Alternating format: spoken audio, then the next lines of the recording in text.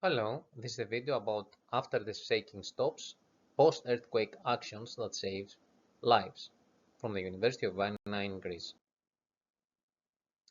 After the shaking stops, it's very critical the post-earthquake actions.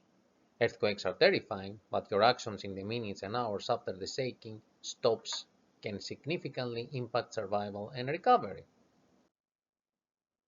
What the immediate actions are in the first minute? Number one, check yourself for injuries. Tend to your own wounds first before helping others. Number two, protect yourself from aftershocks. Drop, cover, and hold on. Number three, exit carefully if necessary. If your building is damaged, evacuate using stairs, never elevators. Number four, check on others, help people who are trapped or injured. In the first hours,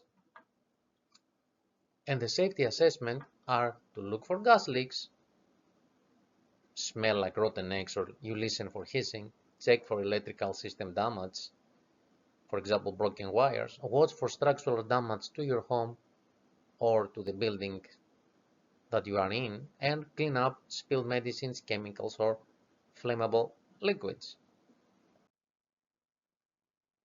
Shut off libraries, shut off the utilities if necessary. For example, gas, only turn off if you smell gas or hear hissing. You can use a wrench. Water, shut off to preserve clean water and prevent contamination. And of course, the electricity, turn off at the main breaker if you see damage. You have to communicate strategically. For example, use text messages instead of calls to reduce network congestion. Designate an out-of-state contact for family members to check in with. Listen to battery-powered radio for official information. What are the first aid and emergency response?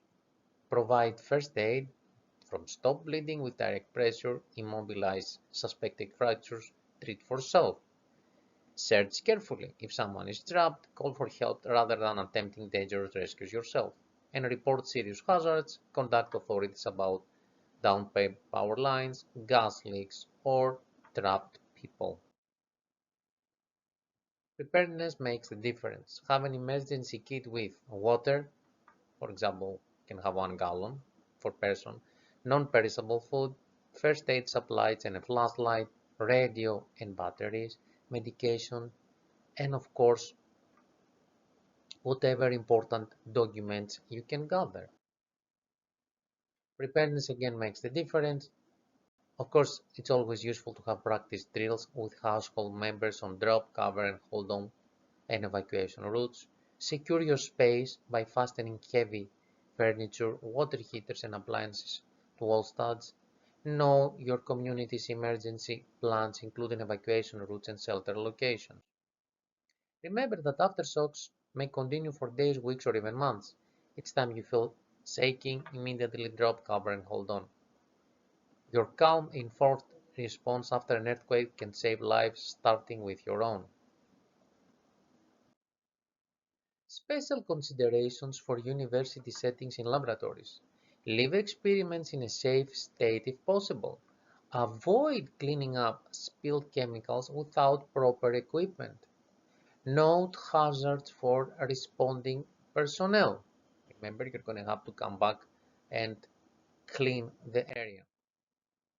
In resident halls, grab go bag if prepared, for example with medication, ID, glasses, and of course some sturdy shoes.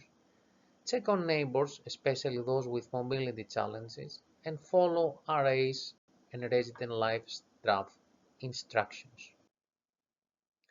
Now, during exams or classes, which might be also the case, bring emergency supplies that you keep in your backpack. For example, we should always have a water, an energy bar, and a flashlight. Of course, many times there are flashlights in our cell phones.